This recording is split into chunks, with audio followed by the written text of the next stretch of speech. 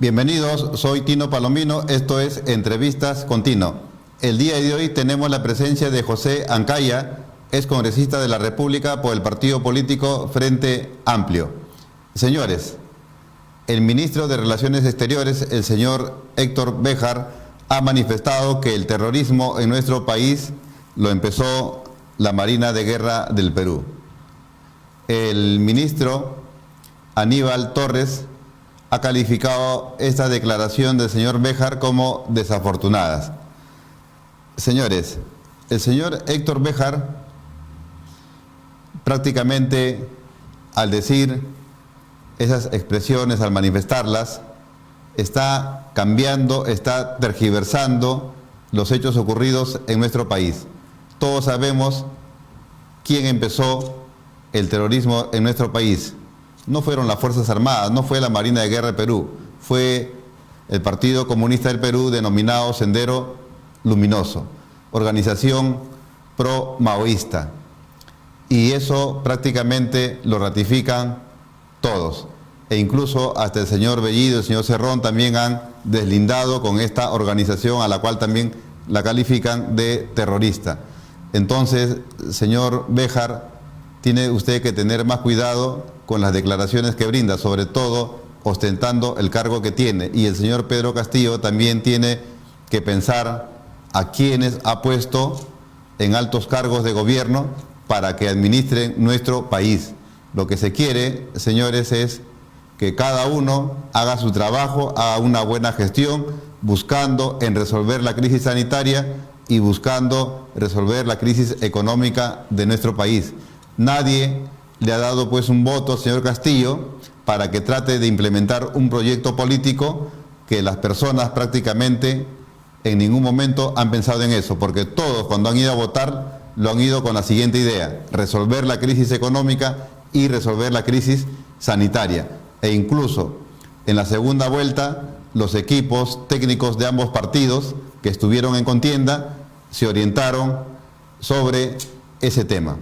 Al respecto, sobre este tema y otros, vamos a conversar con el invitado de hoy. Señor José Ancaya, bienvenido al programa. Tino, ¿qué tal? ¿Cómo está? Buenas noches, muchas gracias por la invitación. ¿Y qué le parece las expresiones del señor Béjar? Bueno, de igual forma me parece que han sido declaraciones desafortunadas, entendiendo en que, como muy bien lo ha manifestado, nuestra preocupación debe tener un solo objetivo, el de poder salir adelante en conjunto de todos los poderes para ver el tema de la crisis sanitaria y esta crisis política que no tiene cuándo acabar en vista de los cuestionamientos que tiene el legislativo para con el ejecutivo, y eso ha conllevado incluso a decisiones en el tema de las comisiones, en la elección de la mesa directiva, donde vemos que ya hay pues consecuencias que también preocupa muchísimo, puesto que en esta coyuntura está teniendo acciones que más bien está impidiendo de que podamos unar fuerzas y tener ese mismo objetivo, reitero, para sacar adelante a nuestro país de esta crisis sanitaria.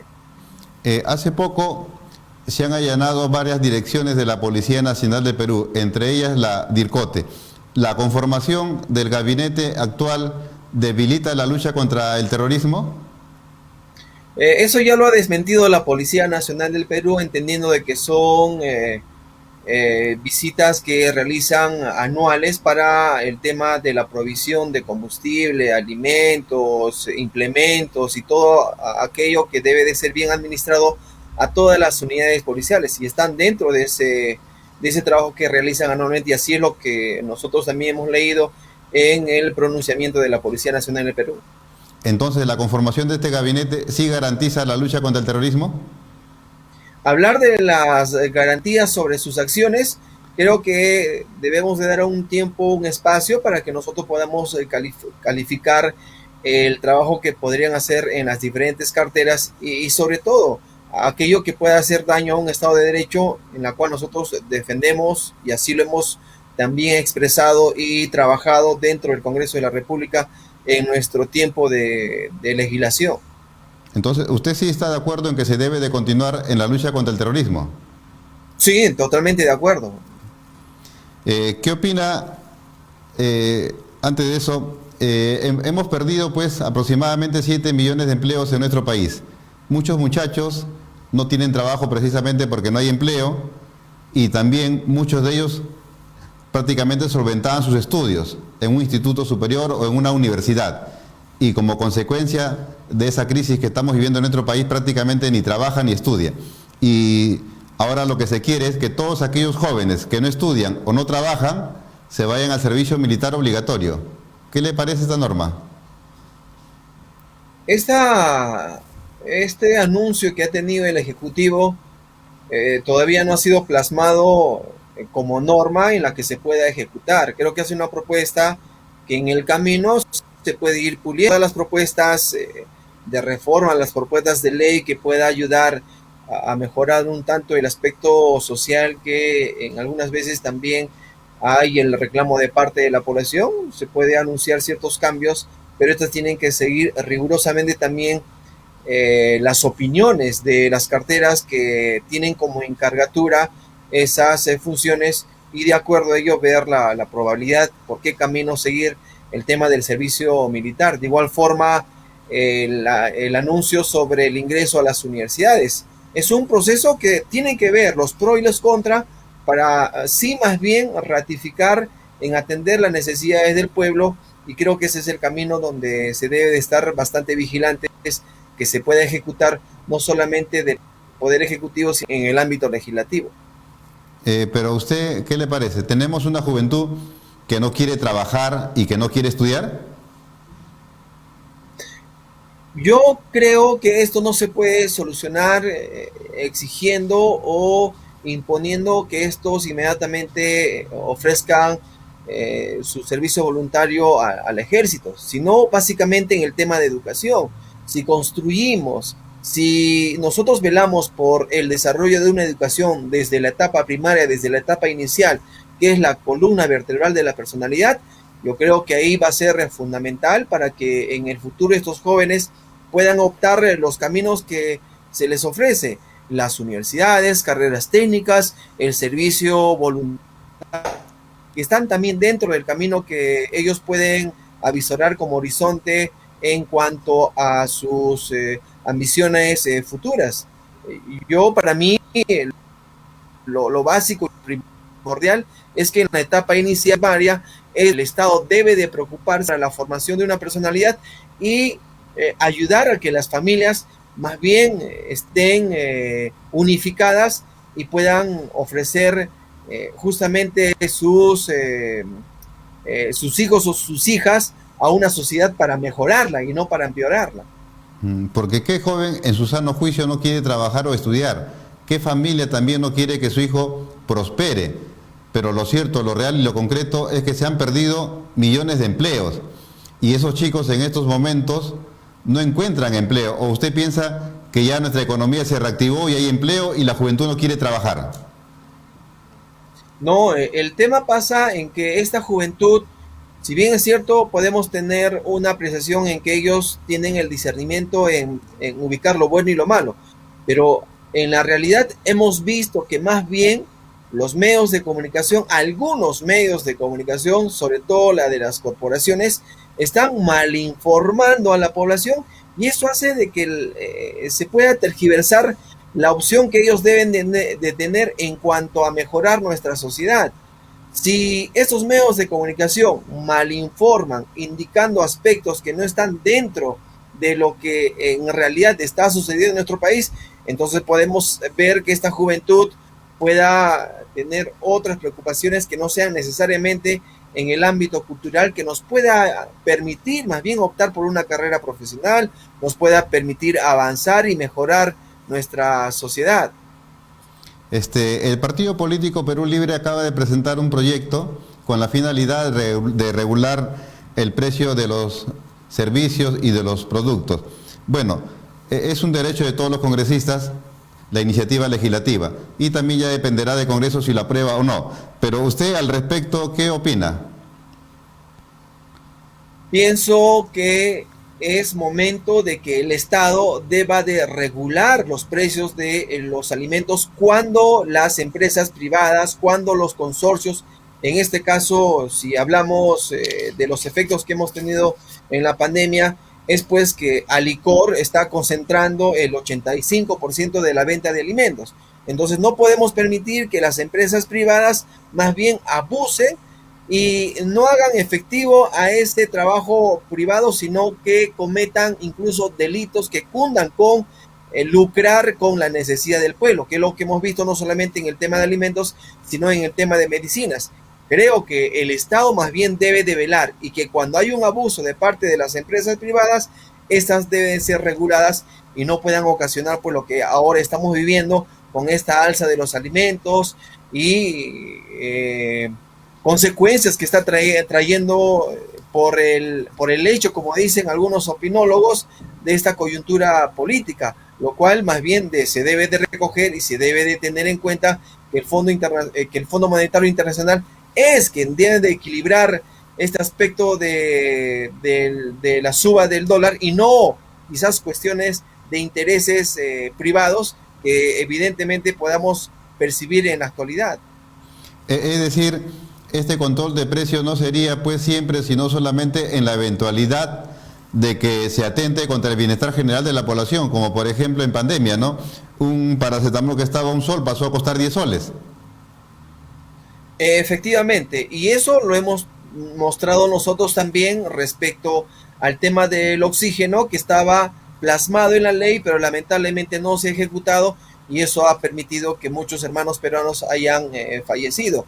Me parece que ahí falta un tanto voluntad también de parte de los poderes que deben de unificar sus fuerzas y no estar en estas circunstancias donde evidentemente pues vemos que el fujimorismo y sus élites, como es Renovación Popular y también Avanza País, están ratificando que están más bien en contra del pueblo y están demostrando que las comisiones ha entrado pues un aspecto de repartija donde nunca se ha visto y no hay antecedentes donde la bancada con mayores miembros no opten por las comisiones que son pues coyunturales, importantes, que puedan permitir hacer un trabajo en conjunto con el Ejecutivo. Pero la pandemia nos tomó con el señor Martín Vizcarra como presidente de la República y la Ley General de Salud permite pues que se puedan intervenir en las clínicas en épocas como la que estamos viviendo. Sin embargo, el señor Martín Vizcarra no tuvo los pantalones para hacerlo e incluso tenemos organismos reguladores. Cuando por ejemplo los transportistas deciden elevar el precio del pasaje, sale Indecopi y le dice no, concertación de precios. Y sin embargo, cuando los bancos se juntan y elevan los intereses para poder refinanciar la deuda con unos intereses usurarios, nadie le dice absolutamente nada. Eso no fue culpa del fujimorismo ni de señores de Renovación Popular. Eso lo hemos visto en el gobierno del señor Vizcarra. Pero es un trabajo consecutivo que venimos viviendo de gobierno tras gobierno y de congreso tras congreso. Entonces identificamos que esto más bien sigue teniendo una indisposición de parte de quienes más bien controlan este aspecto de los alimentos, el aspecto financiero.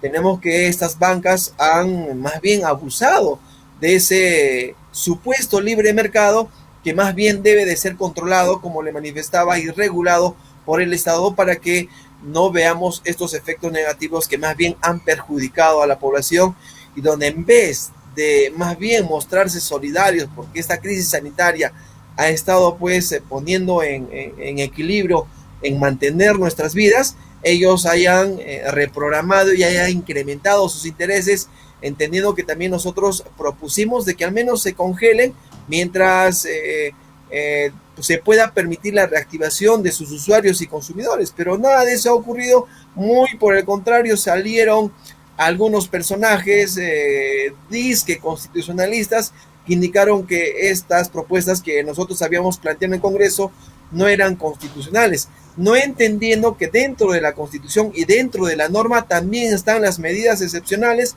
cuando se habla en estados de emergencia, en estados de crisis sanitaria, que es otro espacio, otro tiempo, donde más bien pues todos deben de apuntar en buscar mejorías, ser solidarios y tener un solo objetivo de poder prevalecer la vida de los peruanos y mostrarse solidarios, puesto que no solamente hemos visto esa indisposición, sino el tema del índice de corrupción ha crecido enormemente, es así como se nos ha comunicado desde la Contraloría.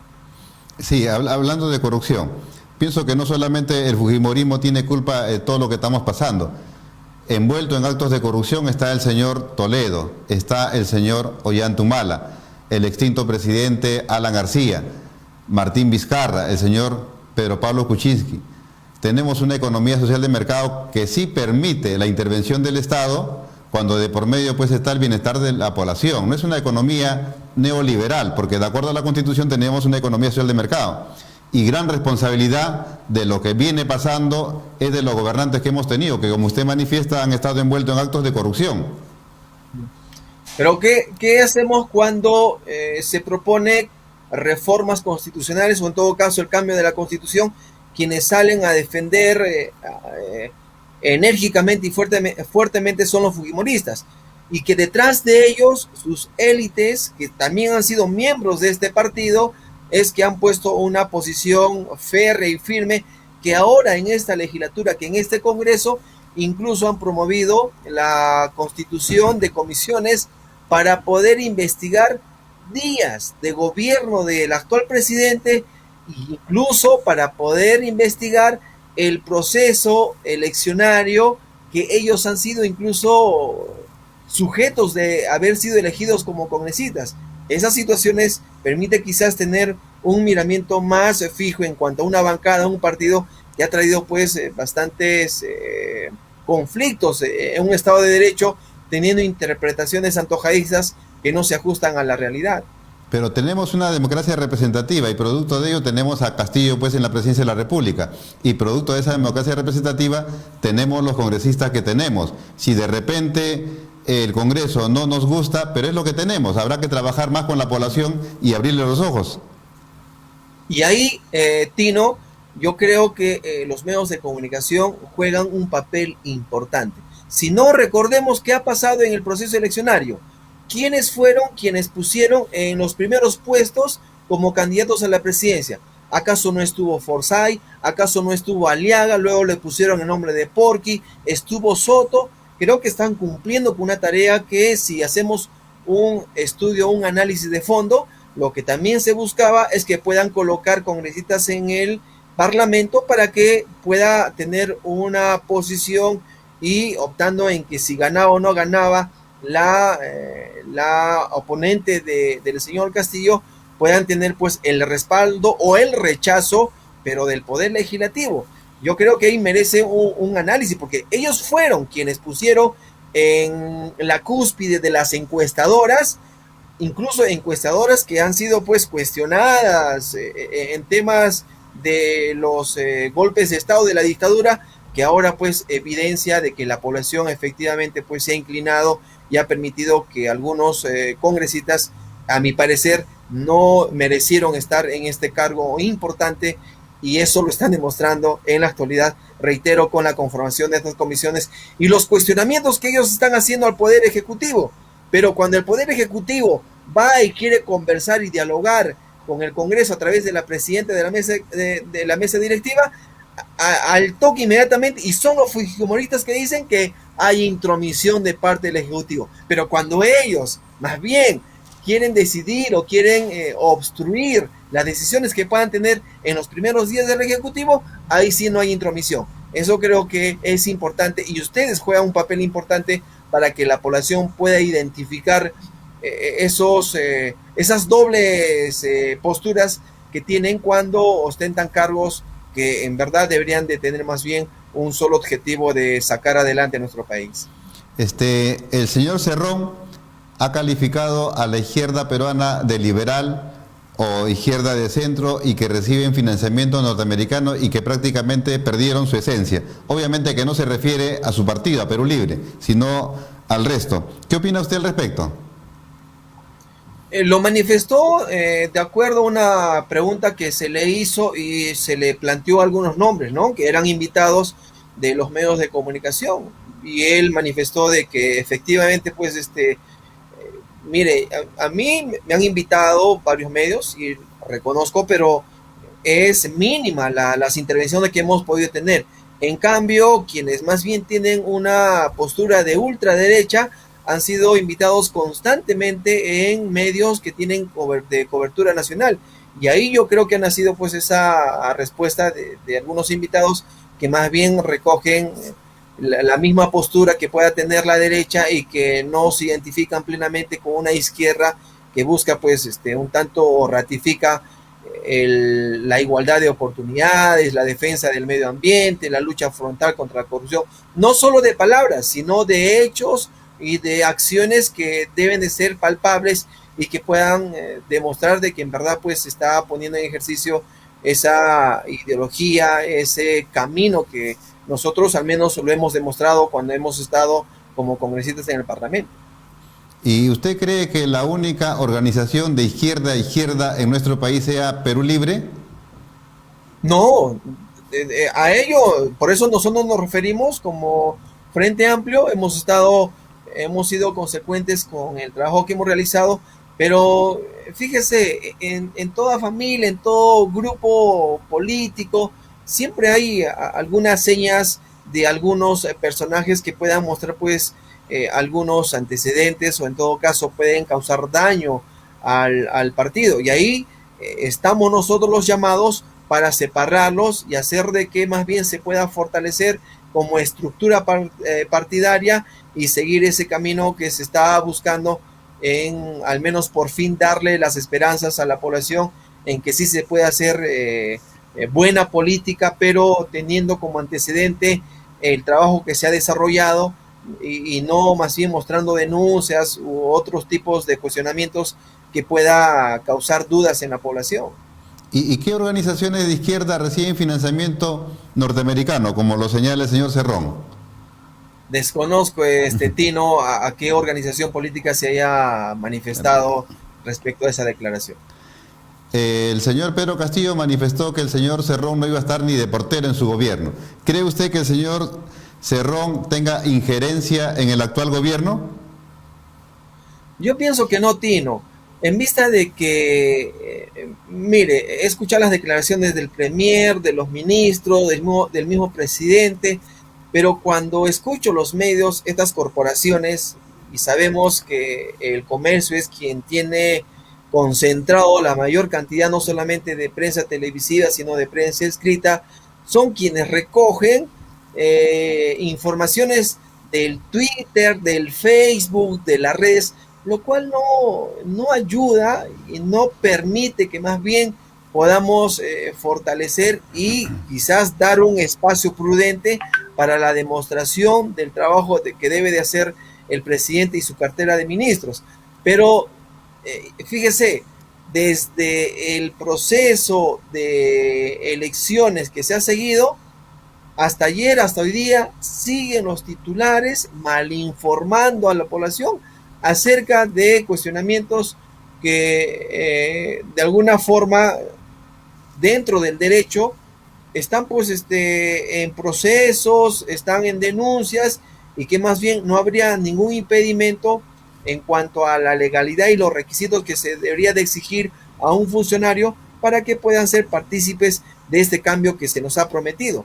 Más bien tenemos que estar a la expectativa, atentos, con la mirada fija en todas las acciones que ellos se han comprometido en realizarlas y que seguramente en los próximos días, no días, meses, creo que se va a necesitar para que se pueda ver los resultados o inicio de este camino que se ha anunciado a través del Poder Ejecutivo.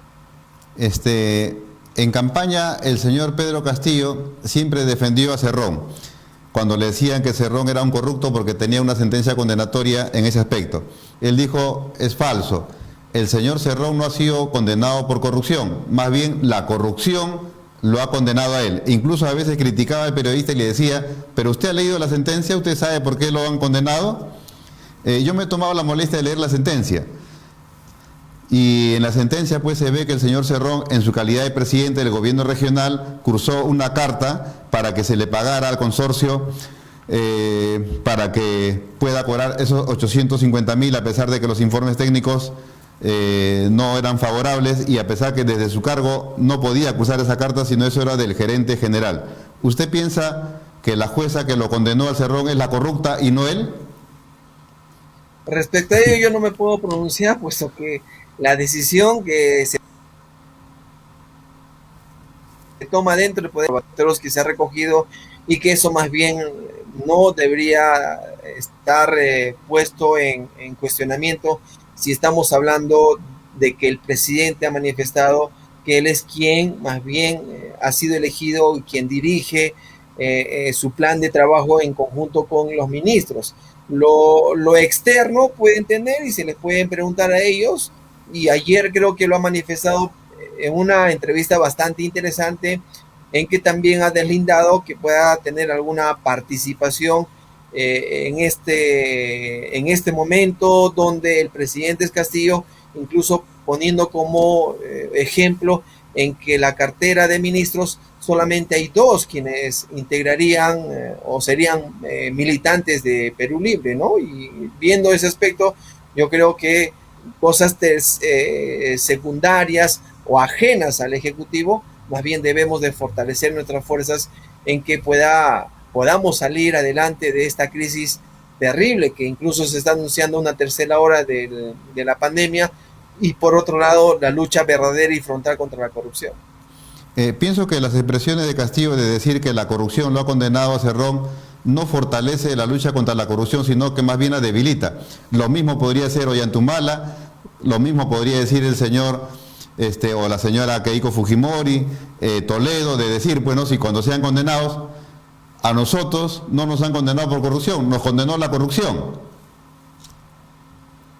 Pero esos son, yo no he escuchado, pero me imagino que son opiniones que las puedan dar y enmarcadas en base a la pregunta que se les haya formulado, pero como le manifiesto, es momento, creo que ahora más bien, de poder fortalecer y hacer fuerzas para que no haya miramientos de ideologías, no haya cuestionamientos en cuanto a pensamientos que se podría tener como bancadas diferenciadas en el Parlamento, sino que todos unifiquemos nuestras fuerzas. Es momento de unir, es momento de empujar, y no más bien seguir con ese cuestionamiento que, reitero, más bien saludo por invitación, que en otros medios de comunicación lo que haga, lo más mínimo que pueda hacer un ministro, el premier o el presidente, se está cuestionando día tras día, y eso sí más bien está causando daño, eso sí más bien está impidiendo de que se pueda desarrollar y se pueda darle ya el empuje para que podamos salir de esta situación. Hablamos del desempleo, tenemos que buscar la reactivación económica. El tema del desempleo también es una preocupación que debe de ser tomada, y buscar un planteamiento para que a través del Ministerio de Trabajo se pueda buscar mecanismos, y es importante también, creo, el tema de las empresas privadas para con este trabajo en conjunto. Pero ya es momento, creo, de empezar y hacer de que se pueda lograr los objetivos y las metas que tan urgentes y necesarias son para nuestro país. Sí, pero es importante fortalecer la lucha contra la corrupción. Nuestra economía ha crecido, pero lamentablemente ese crecimiento no se ha reflejado en la grande mayoría de nuestro país. ¿Por qué? Porque la corrupción se sopla al año 23.000 millones de soles. Y ya los peruanos estamos cansados de que estos miserables lleguen pues al poder, sea gobierno regional, gobierno central o a los gobiernos locales, ¿no? Y prácticamente saqueen los recursos del Estado. Pienso que hay que respetar las resoluciones del Poder Judicial, nos guste o no. Por ejemplo, hace poco se ha condenado al ex alcalde de Villa María del Triunfo, el señor Chilingano, precisamente también por delito contra la Administración de Justicia, por corrupción, ¿no? Entonces hay que fortalecer la lucha contra la corrupción, y desmereciendo las sentencias del Poder Judicial, ¿no? Y diciendo pues que es la corrupción quien nos ha condenado, debilitamos la lucha contra la corrupción. Hay que fortalecer al sistema de justicia de nuestro país, ¿no le parece? Pienso, Tino, que una opinión no puede desmerecer el trabajo que pueda estar haciendo el Poder Judicial. Quizás ha sido no sé en qué contexto se haya respondido esa pregunta o la frase que usted me ha indicado. Muy por el contrario, Tino, pienso de que este tema de la corrupción va a seguir o va a persistir si es que no hay una reestructuración del Poder Judicial, del Poder Legislativo también, puesto que es donde se emanan las leyes, donde hemos visto que en anteriores casos más bien se ha protegido de personajes que tienen... Miren, las comisiones, hay presidentes que son sentenciados y que están investigados. Eso no está bien. Si queremos una lucha frontal contra la corrupción, no solamente lo debemos de hacer en el ámbito del Poder Ejecutivo, sino también en el ámbito del Poder Legislativo. Y el Poder Judicial, como ya lo ha manifestado el ministro, creo que es necesario una reforma estructural para identificar primero a aquellos jueces que en hechos idénticos tienen una interpretación en la mañana y en la tarde cambian, teniendo los mismos hechos que puedan calificar el mismo delito dentro del Código Penal. Eso tiene que cambiar para que más bien aquel funcionario que esté inmiscuido en temas de corrupción, en su mayoría alcaldes, gobernadores, puedan efectivamente recibir la sanción que merecen y por fin encaminar a esa luz que tanto se está buscando, que es un manejo de la administración pública con transparencia y no ratificando lo que estamos viviendo desde mucho tiempo atrás y que la población pues ha perdido todo tipo de esperanza en que la política pueda cambiar. Debemos dar muestras, señales, y eso se tiene que hacer en la práctica. Otro de los problemas de nuestro país, aparte de la corrupción, es que muchas veces las autoridades que llegan a los altos cargos de gobierno no tienen capacidad de gestión. Muchas veces se devuelve dinero del gobierno local, del gobierno regional y de los ministerios. Y cuando ese dinero debió de ejecutarse, porque lo que quiere el pobre pues son obras, ¿no? Mejores colegios, mejores postas, carreteras, agua, desagüe, luz, y sin embargo llegan unos ineptos que no tienen capacidad de gestión. Ejemplo, el señor Forsyth, en el 2019, en la Municipalidad de La Victoria solamente ejecutó de presupuesto para obra el 12%. ¿Cree usted que el señor Bellido y el señor Béjar den la talla para los cargos que ostentan en la actualidad? Si hablamos del presupuesto, tendríamos que tomar en consideración el MEF.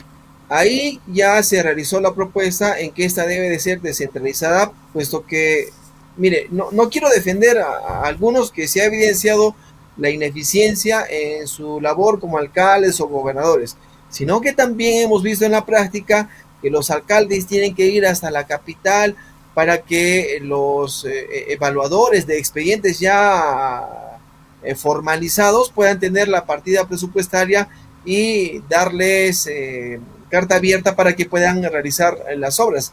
El problema pasa en que también la cuestión burocrática hace un tanto tedioso y se extiende, sobre todo cuando las partidas del canon son distribuidas a las diferentes municipales. Esas complejidades que se han presentado, esperemos que ahora con el premier que tenemos sean evaluadas, sean analizadas y más bien puedan aperturar un camino y puedan mejorar, que el trabajo del Ejecutivo y la descentralización del presupuesto en las alcaldías distritales, provinciales, regionales, pueda permitir atender las necesidades del pueblo y no más bien como lo que hemos visto en la práctica, reitero, trabas en el MEF que impiden que el presupuesto sea utilizado a tiempo o en todo caso si se requiere de un presupuesto extra a pesar de tener los expedientes ya formalmente presentados puedan estas disponerse inmediatamente. Ahí hay un trabajo también bastante complejo que tiene que ver y esperemos que lo pueda liderar el actual premier, que el 26 recién van a pedir pues la confianza, ¿no?, en el Congreso de la República. Señor José Ancalle, ya para ir terminando la entrevista, se vislumbra un conflicto entre el Ejecutivo y el Congreso, y precisamente por lo que usted manifiesta, ¿no?, la cuestión de confianza de este gabinete. El señor Ceballos ha manifestado que se va a dar o ya estamos iniciando una tercera ola de esta pandemia del COVID-19. ¿Cree usted que estamos preparados para esto? Eh, Mire, Tino, dentro de la lógica que yo he vivido en el Congreso, en la primera y en la segunda pandemia, es que si tenemos ya un porcentaje de vacunados, incluso con la segunda dosis, va a permitir que se pueda atenuar el efecto que pueda tener una tercera ola. Ahí esperemos que los gobiernos regionales sean sinceros y no caprichosos como lo que hemos visto incluso en mi región de Arequipa, indicando que todo estaba bien, pero en el momento donde la situación era bastante caliente, no se vio las camas UCI, los medicamentos, la infraestructura de los hospitales no han tenido la capacidad y menos la capacidad como de soporte de los médicos. O sea, había deficiencia en cuanto a la capacidad de personal. Se necesitaba más médicos.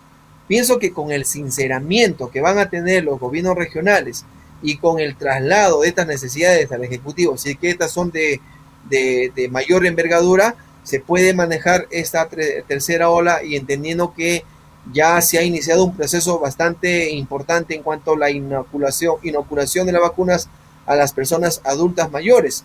Pero no está de más en que debamos de advertir a la población en seguir utilizando nuestro tapaboca, nuestro distanciamiento, que para mí básicamente va a ser lo fundamental para no tener estragos catastróficos como la que hemos vivido en la primera y en esta segunda ola que ha sido bastante más grande que en la primera y que se ha llevado miles de peruanos. Eso para nosotros es fundamental y yo creo y pienso y estoy seguro de que con nuestra actitud esto va a ser menos gravosa que la anterior etapa que hemos vivido en cuanto a la pandemia se refiere. Y no solamente el COVID mata, en Ayacucho, por ejemplo, van muriendo a la fecha 55 personas por causa de la neumonía. Y si la crisis política se va a agudizar, la verdad no sabemos qué es lo que va a pasar en nuestro país. Es terrible, Tino, eso. Es bastante terrible lo que menciona, puesto que si van a tener esa misma actitud del Congreso de la República, se vienen momentos difíciles. Ese grupo que tenemos en el Congreso de la República, que invocaba golpes de Estado antes de juramentar como congresistas, es el mismo grupo que está hablando abiertamente sobre vacancias, cuestiones que no están enmarcadas en un Estado de Derecho, porque cualquier cuestionamiento que se pueda tener, tienen que tener pues un sustento fundamentado, un sustento legal que pueda permitir hablar con criterio y manifestar lo que recoge la Constitución y el reglamento. Pero si hablamos abiertamente sin tener un medio probatorio, un sostenimiento legal sobre algunos cuestionamientos que puedan plantear ellos, como es el tema de la vacancia, eso sí es bastante delicado, puesto que se estaría anunciando momentos difíciles en nuestro país, entendiendo que por otro lado tenemos la crisis sanitaria y por otro lado el tema de la crisis política, que reitero, los medios de comunicación manejados por la corporación día a día fortalecen esa indisposición y esa crisis que la población les causa bastante zozobra y que incluso hace de que los alimentos estén incrementando, la suba del dólar, que es efecto justamente de esta coyuntura política. Ya con tu experiencia como congresista, ¿crees tú que el Congreso actual le dé el voto de confianza al actual gabinete ministerial? En mi parecer, yo pienso que se debe de optar primero a escuchar la propuesta que va a tener el Premier y un tanto los ministros que lo van a acompañar, pero adelantar juicios sin no haber permitido, al menos dándoles un tiempo para demostrar el trabajo que vienen anunciando constantemente, ahí la situación es bastante difícil. Yo invoco a que haya un análisis, una mesura en cuanto al apasionamiento que puedan tener, reitero, siempre estas bancadas que causan estragos ahí en el Poder Legislativo, como son los Fujimoristas y ahora que están acompañados por la bancada de Renovación Popular, Avanza País y algunos de Acción Popular, es bastante complicado, ¿no? Y es un efecto que lo hemos visto que ha sido pues quizás trabajado bastante minuciosamente antes de entrar a la segunda vuelta, porque si no, eh, ¿cómo nos explicaríamos que en un proceso donde nosotros hemos tenido hasta 4 presidentes, no haya habido alza de los alimentos, no haya subido el dólar, sino que todo se ha mantenido normal?